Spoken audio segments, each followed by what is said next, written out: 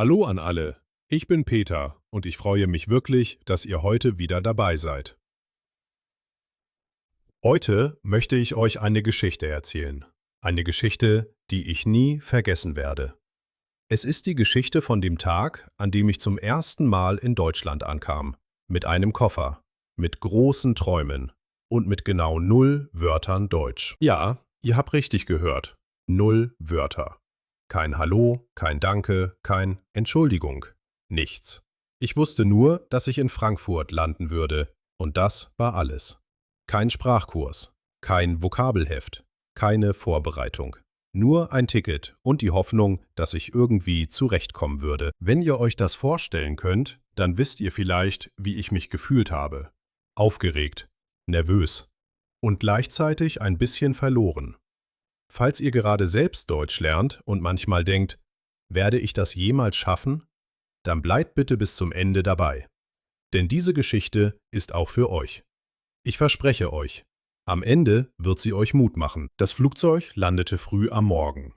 Es war noch dunkel draußen und die Lichter von Frankfurt leuchteten durch das kleine Fenster. Ich schaute hinaus und dachte, das ist es. Das ist mein neues Leben. Mein Herz schlug schneller. Nicht aus Angst, sondern aus echtem, aufrichtigem Staunen. Ich stieg aus dem Flugzeug und folgte den anderen Passagieren. Die Schilder an den Wänden waren auf Deutsch. Natürlich. Ich versuchte, sie zu lesen. Ausgang, Gepäck, Zoll. Die Wörter standen vor mir, aber sie sagten mir nichts. Es war, als würde ich ein Buch in einer fremden Sprache lesen. Die Buchstaben waren da, aber der Sinn fehlte völlig. Ich ging einfach weiter, in der Hoffnung, dass die Menschenmenge mich in die richtige Richtung tragen würde. Am Gepäckband wartete ich. Ich schaute mich um.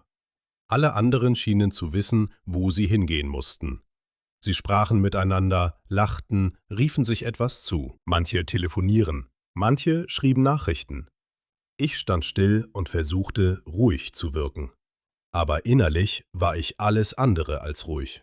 Ich beobachtete jeden, der an mir vorbeiging, und versuchte, aus seiner Bewegung zu lesen, ob ich auf dem richtigen Weg war. Mein Koffer kam endlich. Ich griff ihn und atmete tief durch. Okay, Peter, du schaffst das. Erster Schritt, raus aus dem Flughafen. Zweiter Schritt, zum Bahnhof. Dritter Schritt, den würde ich dann schon sehen. Ich fand den Ausgang. Vor mir lagen lange Rolltreppen, Schilder in alle Richtungen und Hunderte von Menschen. Es war laut, schnell und ein bisschen überwältigend. Ich blieb kurz stehen und schaute auf mein Handy. Die App, die ich mir heruntergeladen hatte, sollte mir helfen. Aber ohne WLAN funktionierte sie nicht. Natürlich. Ich steckte das Handy wieder weg und entschied, Augen auf, Schilder lesen, bewegen. Ich ging zu einer Informationstafel und versuchte, den Weg zum Bahnhof zu finden. Da stand, zum Fernbahnhof Ebene 1. Fernbahnhof. Was bedeutete fern? Fern. Vielleicht weit weg? Ich überlegte kurz. Fern klang irgendwie nach Entfernung. Also Bahnhof, der weit weg ist. Oder Züge, die weit fahren. Ich dachte kurz nach und entschied mich, ich folge einfach den Schildern. Schilder lügen nicht. Und tatsächlich. Nach ein paar Minuten Laufen, einer Rolltreppe und einem langen Gang stand ich im Bahnhof des Frankfurter Flughafens. Ich war stolz auf mich. Kleiner Sieg. Aber dann kam das nächste Problem. Ich musste ein Ticket kaufen. Ich stellte mich an den Automaten. Der Bildschirm war auf Deutsch, natürlich. Ich tippte auf Englisch. Und zum Glück gab es diese Option. Ich atmete erleichtert aus. Okay. Das war einfacher als gedacht. Aber dann kam eine ältere Frau zu mir und sagte etwas auf Deutsch. Ich schaute sie an. Sie wiederholte es, etwas lauter diesmal. Ich verstand kein einziges Wort. Ich lächelte unsicher und sagte, Sorry, I don't speak German. Sie schaute mich kurz an, nickte und zeigte dann auf den Automaten. Sie wollte nur wissen, ob ich fertig war. Sie wartete auf ihre Reihe. Ich trat zur Seite und wollte im Boden versinken. Es war ein kleines Missverständnis. Aber in diesem Moment fühlte es sich riesig an. Ich dachte, ich muss diese Sprache lernen, sofort, so schnell wie möglich. Nicht, weil ich musste, sondern weil ich wollte. Weil ich dazugehören wollte. Weil ich nicht mehr dieser stumme Fremde sein wollte, der hilflos lächelt und nichts versteht. Ich kaufte mein Ticket und setzte mich in den Zug nach Frankfurt Hauptbahnhof. Der Zug war sauber, ruhig und pünktlich. Das überraschte mich wirklich positiv. Ich schaute aus dem Fenster. Deutschland sah anders aus, als ich es mir vorgestellt hatte. Grüner, ruhiger, ordentlicher. Die Felder und kleinen Dörfer, die am Fenster vorbeizogen, hatten etwas fast Malerisches. Im Zug saß ein junger Mann mir gegenüber. Er hatte Kopfhörer im und schaute auf sein Handy. Plötzlich schaute er auf und sagte etwas auf Deutsch. Ich schüttelte den Kopf und sagte wieder: Sorry, Englisch? Er nickte und wechselte sofort ins Englische. Ah, okay. Is this your first time in Germany? Ich nickte erleichtert. Yes, just arrived today. Wir sprachen ein bisschen. Er hieß Lukas und studierte in Frankfurt. Er fragte, warum ich nach Deutschland gekommen war. Ich erklärte ihm, dass ich arbeiten und die Sprache lernen wollte. Er lächelte und sagte: Good luck. German is hard, but worth it. Das war das erste echte Gespräch, das ich in Deutschland geführt hatte. Und obwohl es auf Englisch war, es gab mir Hoffnung. Ich sah, die Menschen hier waren offen. Sie wollten helfen. Man musste nur den ersten Schritt wagen. Am Hauptbahnhof stieg ich aus. Der Bahnhof war riesig, hoch, laut, voller Menschen. Ich blieb einen Moment stehen und ließ alles auf mich wirken. Die Anzeigetafel über mir zeigte Zugverbindungen in alle Richtungen. Die Ansagen auf Deutsch kamen in regelmäßigen Abständen. Achtung, auf Gleis 5! Das verstand ich nicht, aber der Klang der Sprache gefiel mir, weich und doch präzise. Ich beschloss, dass ich diese Sprache eines Tages verstehen würde. Übrigens, weil ihr gerade so fleißig Deutsch hört und übt, ich möchte euch kurz etwas vorstellen. Ich habe eine eigene App entwickelt, die heißt Camilo Fox. Ich habe sie gebaut, weil ich selbst gemerkt habe, wie schwer es ist, Vokabeln in echten Situationen parat zu haben. Genau wie damals am Frankfurter Bahnhof. Camilo Fox hilft euch, über 4000 nützliche Wörter mit Bildern, Beispielsätzen und Hörübungen zu lernen. Wörter wie Bahnhof, Gleis, Ausgang oder Entschuldigung.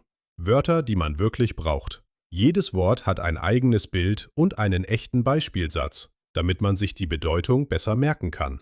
Wenn euch das nützlich klingt, findet ihr die Links für iOS und Android in der Beschreibung dieses Videos. Und weiter geht die Geschichte. Ich fand mein Hostel mit Hilfe von Google Maps.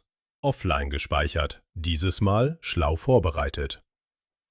Der Weg führte durch enge Straßen mit alten Gebäuden, kleinen Bäckereien und Cafés. Vor einer Bäckerei blieb ich stehen. Der Geruch von frisch gebackenem Brot zog mich förmlich hinein. Ich trat ein. Eine Frau hinter der Theke lächelte mich an und sagte: »Guten Morgen, was darf es sein?« Ich schaute auf die Auslage. Brezeln, Brötchen, Croissants, Kuchen. Alles sah wunderbar aus. Ich zeigte auf eine große Brezel und sagte langsam mit leiser Stimme: »Eine Brezel, bitte.« Die Frau lachte freundlich und sagte: »Natürlich, einen Moment.« Sie reichte mir die Brezel in einer kleinen Papiertüte. Ich zahlte mit Münzen, ich hatte mir zum Glück vorher Bargeld besorgt, und sie sagte: »Dankeschön, einen schönen Tag noch.« Und ich, ohne nachzudenken, antwortete: »Dankeschön.« Ich trat auf die Straße und biss in die Brezel. Sie war warm, salzig und köstlich. Und in diesem Moment, mit der Brezel in der Hand, dem Sonnenlicht auf den Kopfsteinpflasterstraßen, dem Geruch von Kaffee aus dem Café nebenan, in diesem Moment fühlte ich mich zum ersten Mal wirklich angekommen. 2 Wörter. Meine ersten echten deutschen Wörter in Deutschland. Und das fühlte sich an wie ein kleiner Schatz. Die nächsten Tage waren eine Mischung aus Staunen, Verwirrung und kleinen Erfolgen. Ich lernte: Entschuldigung, unverzichtbar, wenn man durch eine belebte Straße muss. Ich lernte: Wo ist? Nützlich für fast alles. Ich lernte: Ich verstehe nicht, ehrlich und oft notwendig. Und ich lernte: Wie bitte? Weil die Menschen manchmal einfach zu schnell sprachen. Die Menschen waren anders, als ich erwartet hatte. Viele wirkten zunächst ernst, direkt, ohne viel Smalltalk. Aber wenn man ihnen eine ehrliche Frage stellte, halfen sie. Meistens. Manche wechselten sofort ins Englische, wenn sie merkten, dass ich kämpfte. Das war manchmal hilfreich, manchmal frustrierend. Denn ich wollte ja Deutsch lernen. Aber ich verstand es. Sie wollten mir helfen. Und helfen bedeutete für sie, die Sprache nehmen, die der andere versteht. Es gab einen Abend, an dem ich allein in einem kleinen Restaurant saß. Ich wollte unbedingt auf Deutsch bestellen. Der Kellner kam, ich schaute auf die Karte, alles auf Deutsch, ohne Bilder. Und ich sagte, so ruhig ich konnte, ich möchte die Nummer 3, bitte. Er nickte, ohne zu lächeln, und notierte es. Ein paar Minuten später brachte er mir ein Gericht, das ich noch nie gesehen hatte. Ich wusste nicht, was es war, aber ich hatte es selbst bestellt, auf Deutsch. Und es schmeckte gut. Das wurde mein Motto in jenen ersten Wochen. Bestell einfach, sag einfach was, mach Fehler, lache darüber und lerne daraus. Ich weiß noch, wie ich einmal in einem Supermarkt stand und eine Kassiererin mich fragte, haben Sie eine Kundenkarte? Ich hatte keine Ahnung, was das bedeutete. Ich sagte, nein, nein? Sie nickte zufrieden und machte weiter. Erst später erfuhr ich, was eine Kundenkarte war. Aber mein Nein hatte funktioniert. Eines Tages sprach mich eine ältere Dame an der Straßenbahnhaltestelle an. Sie sprach schnell und ich verstand fast gar nichts. Aber ich versuchte zu antworten. Ich sagte auf Deutsch, ich lerne Deutsch, es tut mir leid. Sie lächelte breit, ein warmes, echtes Lächeln, und sagte dann langsam und deutlich, kein Problem, Deutsch ist schwer. Aber du lernst. Und dann noch, weiter so, weiter so. Das hat mich wirklich bewegt. Es waren nur 2 Wörter, aber sie kamen von einem echten Menschen, der mir zugehört hatte, der mich gesehen hatte. Und sie haben mir mehr bedeutet als jede Übung, die ich je gemacht hatte. Denn Sprache ist nicht nur Grammatik und Vokabeln. Sprache ist Verbindung. Sprache ist, ich sehe dich. Ich höre dich. Heute, wenn ich zurückdenke an jenen ersten Morgen am Flughafen, muss ich lächeln. Dieser Peter mit dem leeren Blick und dem schweigenden Mund, der bin ich immer noch ein bisschen. Aber er hat angefangen. Er hat 2 Wörter gesagt, dann 10, dann 100. Und dann eines Tages führte er ein Gespräch auf Deutsch und merkte es erst im Nachhinein. Heute, wenn ich zurückdenke an jenen ersten Morgen am Flughafen, muss ich lächeln. Dieser Peter mit dem leeren Blick und dem schweigenden Mund, der bin ich immer noch ein bisschen. Aber er hat angefangen. Er hat 2 Wörter gesagt, dann 10, dann 100. Und dann eines Tages führte er ein Gespräch auf Deutsch und merkte es erst im Nachhinein. Was denkt ihr? Habt ihr auch schon mal eine Situation erlebt, in der ihr die Sprache nicht gesprochen habt und trotzdem irgendwie kommuniziert habt? Oder kennt ihr das Gefühl, wenn das erste Wort in einer fremden Sprache einfach aus euch herausbricht und es funktioniert? Schreibt es mir gerne in die Kommentare. Ich lese wirklich alles und ich freue mich auf eure Geschichten. Und wenn euch dieses Video beim Deutschlernen geholfen hat, dann freue ich mich sehr über einen Daumen nach oben. Es hilft mir wirklich, noch mehr solche Geschichten für euch zu produzieren. Abonniert den Kanal gerne, wenn ihr dabei bleiben möchtet. Neue Geschichten kommen regelmäßig und jede davon ist ein kleines Abenteuer. Danke, dass ihr heute zugehört habt. Es bedeutet mir sehr viel. Bis zum nächsten Mal. Tschüss!